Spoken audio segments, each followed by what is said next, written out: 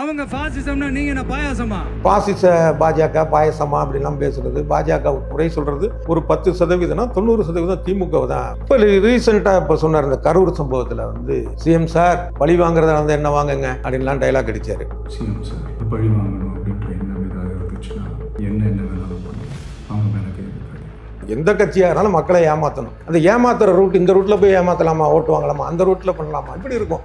எப்படி பார்த்தாலும் வந்து ஒரு பாஜகவின் பிடியில் இருக்கக்கூடிய ஒரு நபராக தான் தோணுது.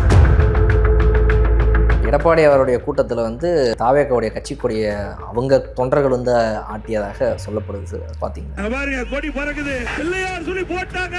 ஒரு 2ஆம் 3ஆம் கட்ட தலைவர்கள் யாராவது பேசினா கூட போறப்போக்குள்ள ஒரு கட்சிக்கு தலைமை அவர் தான். அது பேசலாமா? அது நீங்க எந்த கட்சியாவது ஒரு தொண்டர் வந்து வெளிப்படையாக அறிவிக்காமல் இன்னொரு கட்சி கூட்டத்தில் போய் தான் கட்சி கொடியை தூக்குவானா, விட்டுருவாங்களா? அதிமுக பாஜகவோட தாவேக்கா கட்சி இணைஞ்சா இப்போ அந்த தொண்டர்கள் அவங்களாம் வந்துட்டு அவங்களும் சரி ரைட் ஓகே, நீங்கள் இதுக்கு முன்னாடி அவங்கள எதிர்த்தீங்க, இன்னைக்கு சேர்ந்துட்டீங்க, மற்ற அரசியல் கட்சிகள் மாதிரி இந்த கூட்டணி மாறுறதுலாம் ஓகேன்ற மாதிரி ஏற்றுக்கிட்டு அப்படியே போயிடுவாங்களா?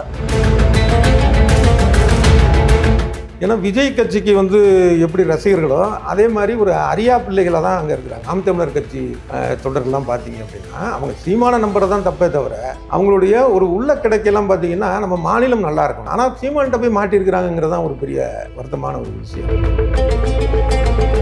சார் அப்போ பாஜக இந்த இடத்துல விஜய கைக்குள்ளே போட்டுக்கிறத ஒரு பக்கம் முக்கியமாக பண்ணுதா, இல்லை பாஜகவுடைய பிரசன்ஸ் தமிழ்நாட்டில் வந்து நிலைநிறுத்தணுன்றதுக்காக?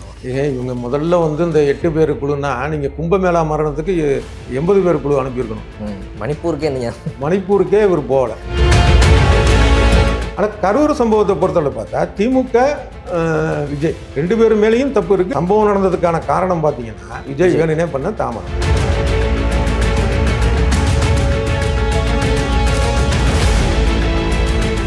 கலர்கண்ணாடி வாய்ஸ் நேயர்களுக்கு வணக்கம். நம்மோடு இன்னைக்கு இணைந்திருப்பவர் மூத்த பத்திரிகையாளர் திரு டிவி சோமு அவர்கள். வணக்கம் சார். வணக்கம் சார். தாவேக்க கட்சியை தன்னை பக்கம் இழுக்கிறதுக்காக பாஜக பல முயற்சிகளை மேற்கொண்டுள்ளதாக வந்துட்டு தகவல்கள் வந்துகிட்டு இருக்கு. எந்த அளவுக்கு விஜய் வந்து இப்போ இழுக்கப்பட்டுள்ளார், இழுக்கப்படுகிறாரா அப்படிங்கிறத பார்க்கலாம் அப்படின்னு தான் இந்த நேர்காணல் சார். முதல் கேள்வி, எந்த அளவுக்கு உண்மையாகவே பாஜக இதில் சப்போர்ட் கொடுக்குறாங்க சார் டிவி கேக்கு? இல்லை, இது வந்து இப்போ தான் பாஜக வந்து விஜயை இழுக்குதா இல்லை ஏற்கனவே இழுத்து தான் வச்சிருக்குதா அப்படிங்கிறத ஏற்கனவே இயக்குதா அப்படின்றீங்களா? ஆமாம், இழுத்து வச்சிருக்குதா இல்லை இயக்குதா அப்படிங்கிறதே வந்து ஒரு முக்கியமான ஒரு கேள்வி. ஏன்னா சொல்கிறாங்களே இவரை வந்து இந்த வருமான வரி விஷயத்தில் இவரை போய் வெளியூர் படப்பிடிப்பில் இருந்தவரை கம்கட்டில் அப்படியே கையை போட்டு இழுத்துட்டு வந்த ஒரு அதிகாரி தான் இப்போ கூடவே இருக்கிறாரு அப்படிங்கிற ஒரு பேச்சும் இந்த மாதிரியானது இருக்குது. அவர் ஏற்கனவே வந்து சித்தாந்த ரீதியாக ஆர்எஸ்எஸ் மனநிலை உள்ளவர், அவர் தான் கூட இருக்கிறாரு, அவங்க தான் இயக்குறாங்க அப்படிங்கிற ஒரு பேச்சும் இது பண்ணிருக்கு. ஏன்னா இதை வந்து பேச்சுன்னு தான் சொல்ல முடியும். சில உண்மையாக இருந்தால் கூட இதெல்லாம் வந்து அக்ரிமெண்ட்டு போட்டு இதை பார்த்தீங்களா அக்ரிமெண்ட்டெல்லாம் காட்ட முடியாது. அவங்க செயல்பாட்டை வச்சு தான் அதை பண்ணுது. அப்போ அதை நம்ம நம்பலாமா வேண்டாமா அப்படின்னு பார்த்தோம்னா விஜயோடைய கடந்த கால பேச்சுக்களை நம்ம பார்க்க வேண்டியதாக இருக்குது. ஏன்னா அப்படின்னா இவர் பாசிச பாஜக பாயசமா அப்படிலாம் பேசுகிறது, பாஜக குறை சொல்கிறது ஒரு 10%, 90% திமுக தான் அவர் பேசுகிறார். அது ஒரு காரணம். அடுத்தது வந்து என்னென்னா சிஏஏ சட்டத்தை மத்திய அரசு ஒன்றிய அரசு கொண்டு வந்த நேரத்தில் இதை தமிழ்நாட்டில் செயல்படுத்தக்கூடாது அப்படின்னாரு. இது கொண்டு வர்றது ஒன்றிய அரசு. அப்போ நீ சட்டத்தை எடுக்கிறன்னா அங்கெல்லாம் பேசணும் தவிர ஒன்றிய அளவில் கொண்டு வர போகிற நீட்டுன்னு ஒன்று ஒன்றியத்துலேருந்து கொண்டு வந்திருக்காங்கன்னா தமிழ்நாடு மட்டும் போராட தான் செய்ய முடியும், வராமல் இருக்க முடியாதுல்ல. அப்போ இது கூட புரியாமல் தமிழ்நாட்டை கொண்டு வரக்கூடாதுன்னு சொன்னால் அப்போ வந்து பாஜக இயக்குதோ அப்படிங்கிற ஒரு சந்தேகத்துக்கான ஒரு விஷயம். அடுத்தது இப்போ ரீசெண்டாக இப்போ சொன்னார் இந்த கரூர் சம்பவத்தில் வந்து சிஎம் சார் பழி வாங்குறதா வந்து என்ன வாங்குங்க அப்படின்லாம் டைலாக் அடித்தார். ஒரு பேச்சுக்கு வச்சுக்க இவர் வந்து திமுகவும் திட்டுறாரு பாஜகவும் திட்டுறாருன்னா சிஎம் சார் பிஎம் சார் பழிவான பண்ண பிஎம் பேர் வரணுமா இல்லையா? அவர் சந்தேகப்படுறது என்னமோ அப்போ பாஜகவை இவர் பேசுறது வந்து சும்மா உளலாய் அப்படிங்கிறது தெரியுதா? இல்லை, இது கரூரில் நடந்துச்சு, செந்தில் பாலாஜியோட ஊருன்றனால அவர் அந்த நோக்கத்தில் வராரு, அதில் பாஜக இழுக்க மாட்டேங்கிறாரு. ஏங்க அப்போ வந்து திமுகவை திட்டினா இல்லை பாஜகவை திட்டினா இப்போ பாஜகவும் இதில் இருக்கிறதுக்கு ஒரு வாய்ப்பு இருக்குல்ல. அப்போ அதை சொல்லணும்ல. இல்லை அப்படி சதியும் நடந்திருந்தால் கரூர் செந்தில் பாலாஜி திமுக அவர் அப்படி மட்டும் தான். கரூர் இந்தியாவில் தானே இருக்கு, தமிழ்நாடே இந்தியாவில் தானே இருக்கு. அப்போ பாலாஜி வந்து செல்வாக்கு மிக்கவரா ஒன்றிய தலைமை அமைச்சர் மோடி செல்வாக்கு மிக்கவரா? கரூரில் செந்தில் பாலாஜியை மிஞ்சியவர் யார் வந்து மோடியை விட ஒரு பெரிய ஆளு. கரூரை பொறுத்தவரை தனி நாடு, நம்ம பாஸ்போர்ட் விசா எடுத்து தான் போயிட்டு இருக்கோம். அங்கே அவர் தான் வந்து அதிபர் அப்படிதானே? இது என்ன ஏதாவது ஒரு யோசிக்கிற மாதிரி லாஜிக்காக இருக்கா விஜய் பேசுறது? அப்போ நீங்கள் வந்து உண்மையிலே உங்கள் பேச்சினால திமுக பாஜக ரெண்டும் பாதிக்கப்பட்டிருக்குன்னா இப்போ மோடியும் சேர்த்து நீங்கள் சொல்லியிருக்க வேண்டியதானே? அதில் உண்மை இருக்கோ இல்லையோ நீங்கள் நினைக்கிறீங்கல்ல அப்படின்னா அப்போ சிஎம் மட்டுமே சொல்கிறது வந்து எப்படி இருக்கு? அது ஒரு அப்போ சிஐஏல ஆரம்பிச்சிருந்து இப்போ வந்து இந்த சிஎம்ஐ சொல்கிறது வரைக்கும் பார்த்தீங்கன்னா பல விஷயங்கள் அதிகமாக வந்து திமுகவை மட்டுமே தாக்குறது, பாஜக இதெல்லாம் பார்க்குறப்ப புதுசாக வந்து உடம்பு பிடிச்ச மாதிரி தெரியல. அப்போ ஏற்கனவே அந்த பிடியில் தான் அவர் இருக்கிறாரோ அப்படிங்கிறது தான் நம்ம இது பண்ணணும். இதெல்லாம் இருக்கிறாரோ அப்படின்னு தான் நம்ம சொல்ல முடியும்.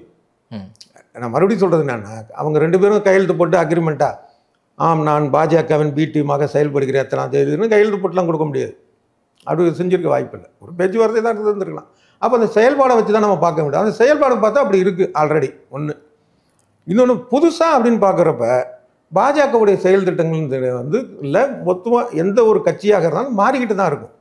இந்த ரூட்டில் மக்களை வந்து எந்த கட்சியாக இருந்தாலும் மக்களை ஏமாற்றணும்.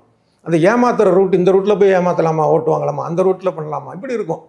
அப்போ ஒரு ரூட்டில் அவங்க என்ன நினச்சிருப்பாங்க, சரி விஜய் வெளியிலேயே இருக்கட்டும், திமுகவுக்கு எதிரான வாக்குகளை பிரிக்கிறதுக்கு, அது திமுகவுக்கு ஆதரவான வாக்குகளை பிரிக்கிறதுக்கு உதவியாக இருக்கணும் அப்படி நினச்சிருக்கேன்.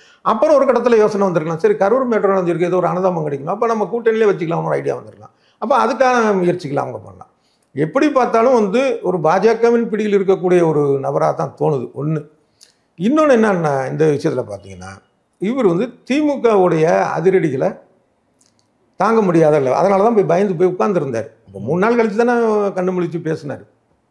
சம்பவம் நடந்த 3 நாளுக்கு அப்புறம் தான் அறிக்கை வந்துச்சு. அதுக்கப்புறம் இன்னும் கொஞ்சம் நாளுக்கு மறுபடியும் கொஞ்சம் ரெஸ்ட் எடுத்துகிட்டு அப்புறமேல் பேசினார்.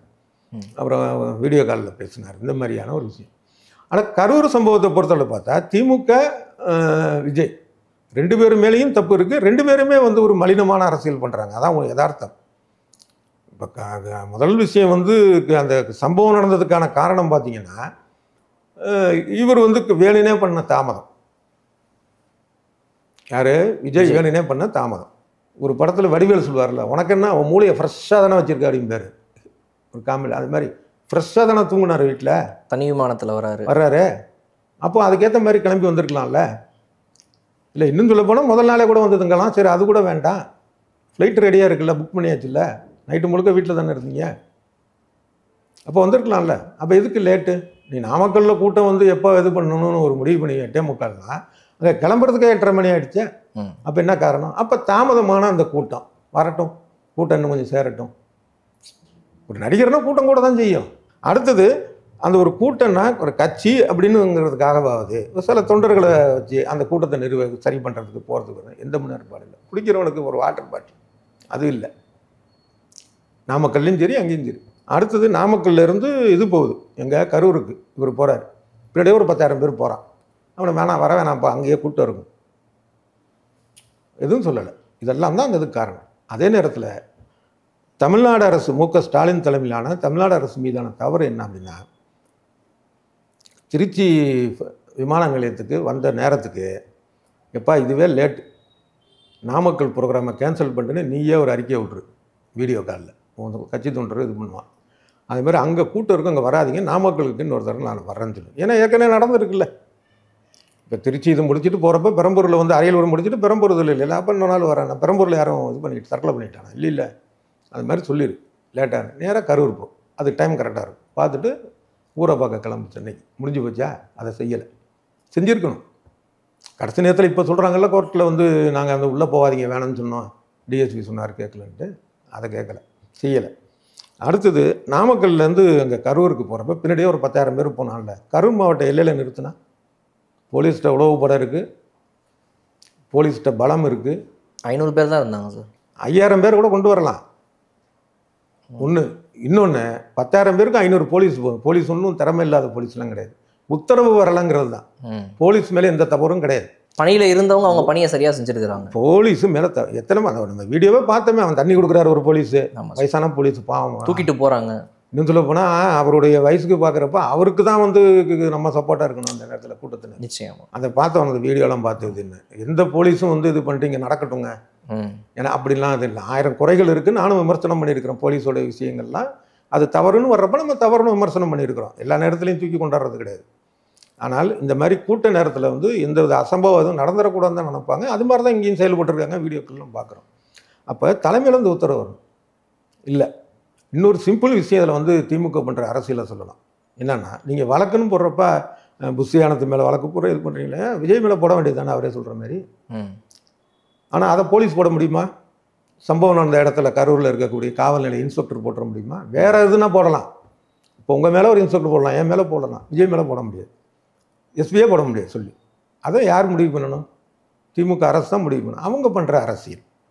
அதே மாதிரி இதில் சம்மந்தமான வழக்கு ஒன்று பார்த்தீங்கன்னா, இங்கே வில்லிவாக்கத்துலேருந்து ஒருத்தன் போட்டான்னா அது இந்த இதை விஜய் கூட்டம் நடத்தக்கூடாதுன்னு போட்டேன், அங்கே ஆளே இல்லைன்ட்டு ஒரு தகவல் வருது. அந்த பக்கம் அரசியல் பார்த்தீங்கன்னா, விஜய் இதில் ஒரு சின்ன பையன் செத்து போயிட்டான். அவங்க அப்பான்னு சொல்லி ஒருத்தன் கேஸ் போடுறான், அவன் பொண்டாட்டி சொல்லுது எனக்கு அவனுக்கு இப்போ அது விவாகரத்தை ஆகிடுச்சு, குழந்தையே பார்த்துக்கிறதுல இது பண்ணல. அப்போ அப்போ 2 பேருமே வந்து அரசியலுக்கான ஒரு விஷயமாகவும் மக்கள் மீதான அக்கறையின்மையும் இதான் இருக்குது. இதை வந்து பாஜகவும் அதிமுகவும் சரியாக பயன்படுத்திக்கிறாங்கன்ற மாதிரி நம்ம பார்க்கலாம். ஆமாம், இப்போ அந்த பிரச்சனை வந்த உடனே எடப்பாடி பழனிசாமி சொல்கிறாரு, இங்கே எப்படி தகவல் தெரிஞ்சு ஆம்புலன்ஸ் ரெடி ஆகிடுச்சு. அது எவ்வளோ கொடூரமான ஒரு மனநிலை இது. என்ன தான் அரசியல்னாலும் அதுக்குன்னு இப்படியாது அந்த மாதிரி இருக்குமா? அதுக்கு வாய்ப்பே இல்லை. ஆம்புலன்ஸுங்கிறது ஒரு கூட்டம் கூடுறப்ப ஆம்புலன்ஸ் ரெடியாக வச்சுருப்பாங்க. அவங்க கட்சிக்காரங்களே ஆம்புலன்ஸ் எதுவும் இருந்ததாக சொல்கிறாங்க. அப்போ அது மாதிரியான ஒரு இதுனா அது ஒரு அரசியல். அதே மாதிரி தமிழ்நாட்டுக்கு வந்து கஜா புயலா அதுக்கு தான் வந்து கேட்ட நிதியில் இவங்க 10,000 கோடி கேட்டதுக்கு 200 சொச்சம் கோடி கொடுத்தாரு மோடி அரசு. ஆனால் இது யாருமே கேட்கல. டக்குன்னு 2 லட்சம் அறிவிக்கிறார் பலியானவர்கள் குடும்பத்துக்கு. இதுதான் பாஜக அரசியல். சார், அப்போ பாஜக இந்த இடத்துல விஜய கைக்குள்ளே போட்டுக்கிறத ஒரு பக்கம் முக்கியமாக பண்ணுதா, இல்லை இந்த கள சூழ்நிலையை வந்துட்டு நமக்கு சார்பாக பயன்படுத்தி பாஜக உள்ளே பண்ணணும்? பிகாஸ் வந்து இந்த 8 எம்பிக்களை கொண்ட குழு அமைச்சது, அதுக்கு அண்ணாமலை வந்து டிரான்ஸ்லேஷன்லாம் பண்ணி அவங்களுக்கு இது பண்ணது, அது ஒரு ரிப்போர்ட்டாக கொடுத்தது, இன்னைக்கு வந்து சுப்ரீம் கோர்ட் வரைக்கும் இந்த கேஸ் இவங்க தன்னிச்சு அவங்களாம் முடிவெடுத்து மூவ் பண்ணுறது, இதெல்லாம் வந்து விஜய் சப்போர்ட் பண்ணணுன்றதுக்காகவா, இல்லை பாஜகவுடைய பிரசன்ஸை தமிழ்நாட்டில் வந்து நிலைநிறுத்தணுன்றதுக்காகவா? ஏங்க, இவங்க முதல்ல வந்து இந்த 8 பேர் குழுன்னா நீங்கள் கும்பமேளா மரணத்துக்கு 80 பேர் குழு அனுப்பியிருக்கணும்.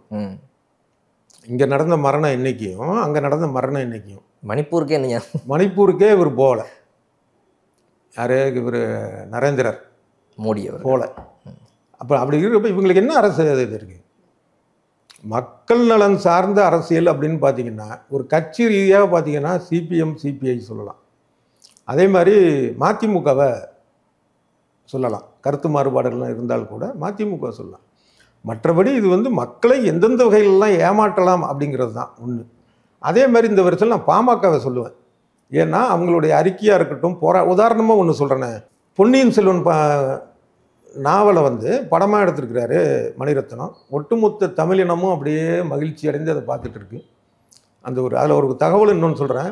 அதே நேரத்தில் வந்து விஜய் படம் ஒன்று தான் அதிகமான வசூல்னு சொல்லி சொல்லுவாங்க. ஆனால் என்னன்னா அதில் இன்னொரு விஷயம் பல பேர் தெரியாது.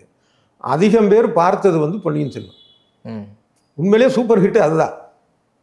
இங்கே அதீத விலையை வச்சு விற்று அந்த கணக்கில் இத்தனை கோடி வசூல்லாம். ஆனால் உண்மையிலேயே அதிகம் பேர் பார்த்தது, நான் சொல்கிறது வந்து புரிகிற மாதிரி சொல்கிறேன்னா, பார்த்தது பொன்னியின் செல்வன். அப்போ ஒட்டுமொத்த நம்ம தமிழ் மக்களும் அதை பார்த்து ரசிச்சுட்டு இருக்கிற நேரத்தில் அன்புமணி என்ன பண்ணார் அப்படின்னா, ஒரு நடைபயணம் போகிறார். எங்கன்னா அரியலூர் பெரம்பலூர் மாவட்டத்தில் சோழர் காலத்தில் வந்து உருவாக்கின ஒரு ஆறு, அந்த ஆறு பயனற்று கிடக்கு. பல வருடமாக அதை சொல்லிட்டு இருக்காரு. இந்த டயத்தில் அந்த படத்தை வச்சு அதை என்ன செய்ய முடியலாம்? ஏன்னா மக்கள் அதில் இருக்கிறாங்கல்ல, அவங்கள வந்து எப்படி சரியாக இந்த இதில் மூலமானு சொல்லி நடைபயணம் போனார். நல்ல யோசனை. இப்படியாவது தான் இந்த கட்சிகள் தான் சொல்ல முடியுமே தவிர மற்ற எல்லா கட்சியும் வெறும் அரசியல் தான். ஆக வந்து பாமக அரசியல் பண்ணலை, மதிமுக அரசியல் பண்ணலை, சிபிஐ அரசியல் பண்ணலை, சிபிஎம் அப்படி சொல்லலை. அவர்கள் அரசியலும் பண்ணுகிறார்கள். மற்ற ஆட்கள் அரசியல் மட்டுமே பண்ணுறாங்க. அதில் பாஜக விதிவிலக்கு இல்லை, திமுக விதிவிலக்கு இல்லை. அதை தான் நான் சொல்கிறேன். எடப்பாடி அவருடைய கூட்டத்தில் வந்து அதிமுகவும் அப்படிதான் ஒரு இது தாவேக்காவுடைய கட்சிக்குடைய அவங்க தொண்டர்கள் வந்து ஆட்டியதாக சொல்லப்படுது. பார்த்தீங்கன்னா இப்போ அது ஒரு பெரிய வந்து ஒரு என்ன பரிதாபத்துக்குரிய ஆட்கள் தான் எடப்பாடி பழனிசாமி. எப்பேற்பட்ட இடத்துல இருந்து அதிமுக கட்சி சார் இன்னைக்கு தாவேக்கா தனக்கு சப்போர்ட் பண்ணுதுங்கிறத அவர் இடத்துல சொல்லி அது அவங்களோட ஐடிவிங்கெல்லாம் போடுறது. என்னன்னா அதிமுகங்கிறது ஒரு பாரம்பரியமிக்க கட்சி. அதை துவக்கிய நிறுவனர் எம்ஜிஆர் வந்து அவர் இறுதி வரை 3 முறை முதலமைச்சராக இறுதி வரை இருந்தவர். அதுக்கப்புறம் ஜெயலலிதா மாறி மாறி வந்தாலும் அந்த கடைசி நாட்கள்லாம் பார்த்தா தொடர்ந்து 2 தேர்தல்களில் வெற்றி பெற்ற ஒரு கட்சி. அது அப்படிப்பட்ட கட்சி. தமிழ்நாடு முழுக்க கிளைகள் உள்ள ஒரு தொண்டர் பலம் உள்ள ஒரு கட்சி. அந்த மாதிரியான ஒரு இது வந்து பார்த்தீங்கன்னா, அவன் ஒருத்தர் வந்து அதில் அதிமுக ட்ரெஸ் போட்டு ஒருத்தன் ஆட்டினா, மீதி 2 பேர் என்ன ட்ரெஸ்ஸுன்னு தெரியல. ஒரு அதிமுக காரனாக இருக்கலாம், இல்லை வந்து தவக, அதை தெரியல எனக்கு. ஏதோ தொண்டர் இதில் உள்நோக்கமே இல்லைன்னா கூட வச்சுக்கோமே. இப்போ எடப்பாடி பழனிசாமி சொல்லி ஒரு ஏற்பாடு பண்ணி செஞ்சாரா இல்லையாங்கிறதுலாம் நமக்கு தெரியாது. நம்ம அதுக்குள்ளேயே போக வேணாம். எதிர்பாராமல் இருந்தால் கூட இப்படி ஒரு பாரம்பரியமான ஒரு கட்சி வந்து இப்படி ஒரு ஒரு 2ஆம் 3ஆம் கட்ட தலைவர்கள் யாராவது பேசினா கூட போகிற போக்கில் ஒரு கட்சிக்கு தலைமை அவர் தான். பொதுச் செயலாளருங்கிறது ஒரு அடையாளம், தலைவர் அவர் தான். அப்படி பேசலாமா? அது இத்தனைக்கும் மற்ற கூட்டங்கள்லாம் நல்லா தான் பேசுகிறார். தமிழ்நாடு அரசு மேலே, திமுக அரசு மேலே அவர் வைக்கக்கூடிய குற்றச்சாட்டுகள் இதெல்லாம் ரொம்ப பர்ஃபெக்டாக நல்லா. அதுக்கு ஒரு இடத்துக்கு போனால் உள்ளூர் பிரச்சனையை பேசுகிறாரு, அதெல்லாம் குறையில்லை, சிறப்பாக இருக்குது. ஆனால் இப்படி ஒரு லெவலில் இருக்காருங்கிறது ஒரு பரிதாபத்துக்குரிய ஒரு விஷயம். இன்னொரு பக்கம் விஜய் கட்சி என்று சொல்லக்கூடிய தவேகாவும் கட்சியாக இல்லைங்கிறதுக்கு இது ஒரு உதாரணம். நீங்கள் எந்த ஒரு வேளை தவேகாக்காரங்களான்னு வச்சுக்கோமே, அதில் அந்த ஒருத்தரை ஏடிஎம்கே எதிர்க்கு மீது 2 பேர் தவேகா இல்லைன்னு வச்சுக்கோங்க. இளைஞர்கள், நீங்கள் எந்த கட்சியாவது ஒரு தொண்டர் வந்து வெளிப்படையாக அறிவிக்காமல், உள்ளார இருக்கட்டும், வெளிப்படையாக அறிவிக்காமல் இன்னொரு கட்சி கூட்டத்தில் போய் தான் கட்சி கூடிய தூக்குவானா? விட்டுருவாங்களா? அவங்க தாவேக தரப்புன்னு சொல்லிட்டாங்க, அது எங்களுடைய கட்சியினர் கிடையாதுன்னு அவங்க அறிவிப்பு. அது எத்தனை நாள் கழிச்சு சொல்லுவீங்க? அதுலேயுமா தூங்கலாம், அதுக்கு ஒரு அளவு இல்லையா ராஜா? எதுக்கு எடுத்தாலும் லேட்டா. சார், சுப்ரீம் கோர்ட்டில் இப்போ அவங்களுக்கு அப்பியர் ஆகிருக்கிற அட்வொகேட் கூட தாவேக்காக்கு, அவர் பாஜகவுக்கு இதுக்கு முன்னாடி நிறைய கேசஸ்லாம், அந்த கோயில் பிரச்சனைகளெல்லாம் அவங்களுக்கு அப்பியர் ஆன ஒரு அட்வொகேட் தான் இப்போ அங்கே சுப்ரீம் கோர்ட்டில் இப்போ நேற்று அப்பியர் ஆகிருக்காரு சார், 10ஆம் தேதி இருக்குது. அதே மாதிரி இப்போ இந்த இவருக்கு விஜய் தரப்புக்கு எதிராக இருந்தவர் வந்து திமுக தரப்புக்காக வாதாடி இருக்கிறாருங்கிற மாதிரியும் சொல்கிறாங்க. இதை நம்ம 2 விதமாக பார்க்கலாம். ஒன்று, ஒரு தொழில் ரீதியான ஒரு விஷயம் அப்படிங்கிறப்ப குறிப்பிட்ட கேஸ் வருது, நான் எடுத்துக்கிறேன், அதில் என்ன இருக்குது அப்படிங்கிறது இருக்கலாம். இல்லை, இன்னொருது என்ன அப்படின்னா, நாங்கள் இருக்கோம் பாவம் பின்னாடி அப்படிங்கிறது, பூனைக்குட்டி வெளியே வந்து விட்டதும்பாங்கல்ல, அந்த மாதிரி பார்க்குறதுக்கான ஒரு விஷயமும் இருக்குது. ஆனால் இதை மட்டுமே வச்சுக்கிட்டு பிஜேபி இதுன்னு நான் சொல்லலை.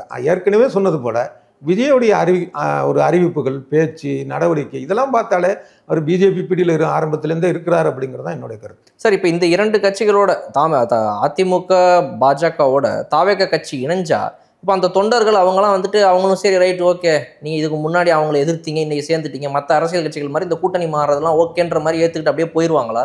அது எப்படி சார் நீங்கள் நினைக்கிறீங்க? இல்லை, ஏற்றுக்குவாங்க. முதல் விஷயம் வந்து என்னென்னா, விஜய் கட்சியில் இருக்கக்கூடியதெல்லாம் பெரும்பாலான வாக்குக்கு கிடையாது.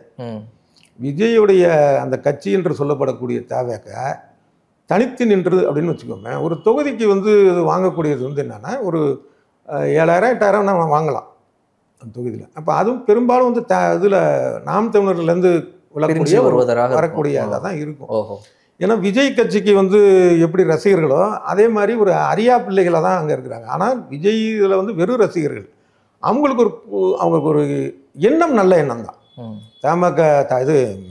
நாம் தமிழர் கட்சி தொண்டர்கள்லாம் பார்த்தீங்க அப்படின்னா, அவங்க சீமான நம்பரை தான் தப்பே தவிர, அவங்களுடைய ஒரு உள்ள கிடைக்கெல்லாம் பார்த்தீங்கன்னா, நம்ம மாநிலம் நல்லா இருக்கணும், தமிழ்நாடு, அந்த ஒரு எண்ணம் உள்ளவங்க தான். ஆனால் சீமான்கிட்ட போய் மாட்டியிருக்கிறாங்கிறது தான் ஒரு பெரிய ஒரு வருத்தமான ஒரு விஷயம். ஆனால் அப்போ வந்து அவங்களுக்கு திமுக பிடிக்காது முக்கியமாக அப்படிங்கிறப்ப, அப்போ ஒரு திமுக எதிரானவராக இருப்பாரோ அப்படிங்கிற மாதிரி பண்ணலாம். ஆனாலும் அதே இது பாஜக கூட வந்து இவர் கூட்டணி வச்சுட்டார் அப்படின்னா அவங்களுடைய மனநிலை எப்படி மாறும்னு சொல்ல முடியாது. இந்த கூட்டணி நடப்பதற்கான வாய்ப்புகள் இருக்குன்னு நீங்கள் நினைக்கிறீங்க? அரசியலில் தாராளமாக நடக்கலாம். பண்டாரம் பரதேசின்னு சொல்லி பாஜகவை சொன்னார். அது சொல்லி 2வது வாரத்தில் கூட்டணி ஆரம்பித்தாங்க பாஜக கூட அப்படின்னு. அதில் அவ்வளோ உறுதியாக இருந்தார் கருணாநிதி. குஜராத்தில் வந்து மிகப்பெரிய கலவரம் நடந்து இஸ்லாமிய மக்கள் குறிவைத்து கொலை செய்யப்பட்ட போது வந்து இதை பெரிதாக்காதீங்கன்னு சொல்லி கும்பகோணத்தில் ஒரு பேட்டியில் அவர் சொன்னார் கருணாநிதி. அந்தளவுக்கு பாஜக ஆதரித்தார். அவர் மறுபடியும் எதுக்க ஆரம்பித்தார். அதனால் இதெல்லாம் ஒரு விஷயம். பெரிய கட்சி, பாரம்பரியமிக்க கட்சியே அப்படி இருக்கும்போது இவர் வந்து எங்கடா போகலாம் அளவாயிலான அலைஞ்சிட்டு இருக்கிறாரு. அப்போ தாவேக்க வந்து அந்த கூட்டணியோட சேர்ந்தா? இல்லை, அதில் ஒரு சிக்கலும் இருக்குது. அதுதான் கேட்கணும். அதிமுகவில் பார்த்தீங்கன்னா அவங்க எடப்பாடி தான் முதலமைச்சர் அப்படிங்கிறது இருக்கு. இன்றைக்கி கூட வந்து பார்த்தா பாஜக தரப்பில் வந்து விஜய் வருவாரான்னு கேட்டதுக்கு வந்து அது எடப்பாடி பழனிசாமி முடிவு பண்ணுவாருன்னு தான் சொல்லியிருக்கிறாங்க. இப்போ இது வரைக்கும் வந்து விஜய் வந்து ஒரு முதலமைச்சர் வேட்பாளருங்கிற ஒரு பிம்பத்தை பாஜக உடைச்சிருச்சு.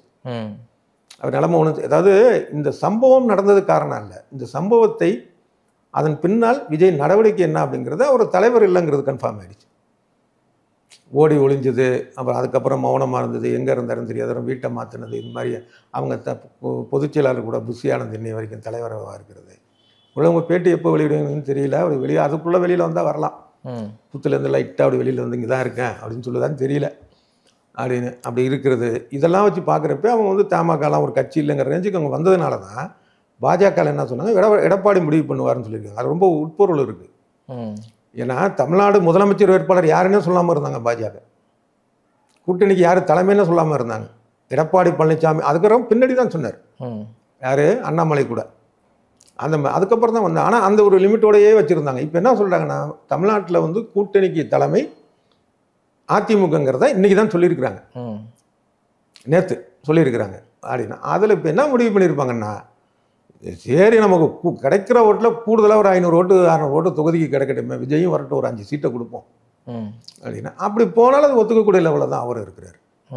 ஸோ அதோட பாசிட்டிவ் ஆட்சியை மாற்றுவோம் போவோம் வருவோம். இது என்னன்னாங்க, கரூர் சம்பவத்தில் அது நடந்ததில் விஜய் மேலேயும் தவறு இருக்குது, ஒரு சரியான நிர்வாகிகள் இல்லை, ஒரு வேணும், இதெல்லாம் நடந்துருச்சுன்னா அதுக்கப்புறம் அவர் வந்து எடுத்து அதை எப்படி எதிர்கொண்டாருங்கிறதெல்லாம் பிரச்சனை.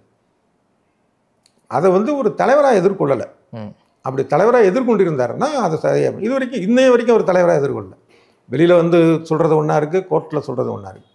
இப்போ புஷி ஆனந்த் என்ன சொல்கிறார், இதில் பாலாஜியா அது இதுங்கிறாரு. அது அவங்க தரப்பில் கோர்ட்டில் சொன்னது பார்த்தா டக்குன்னு ஒருத்தரை மாட்டி விட்டுறாரு. வந்து எனக்கு தெரிஞ்சது ஐயா, எனக்கு ஒன்றும் தெரியாதியா, இது இந்த லோக்கல் மாவட்ட செயலாளர் பண்ணது ஐயா அப்படின்னு. இதெல்லாம் வந்து ஒரு கட்சிக்கான விஷயம் இல்லை, ஒரு கட்சியாக மாறணும் அப்படின்னு.